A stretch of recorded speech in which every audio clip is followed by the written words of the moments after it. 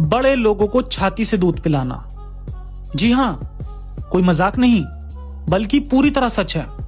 दरअसल एक आयत उतरी थी जिसके मुताबिक ईमान वाली औरतें जो आज बुरखे की मार झेल रही हैं और पति की मार भी झेल रही हैं, उन्हें एक ऐसी गंदी प्रैक्टिस करनी पड़ रही होती जो आज के टाइम में सोचना भी बहुत इंसल्टिंग है।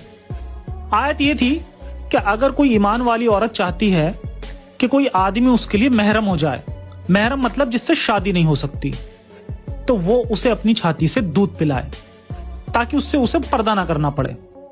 ये बहुत ही बेवकूफी भरी आयत थी।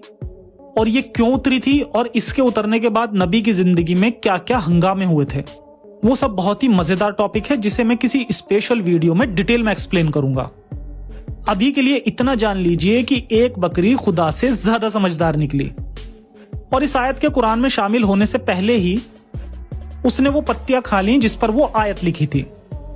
आज की सारी मॉडर्न मुस्लिम औरतों को उस बकरी को थैंक्स कहना चाहिए, क्योंकि अगर वो ऐसा ना करती तो सोचो, ऑफिस में मुस्लिम लड़कियां अपने बॉस और कलीग्स के साथ भी ये प्रैक्टिस कर रही होती ताकि उन्हें काम के दौरान हिजाब ना पहनना पड़े।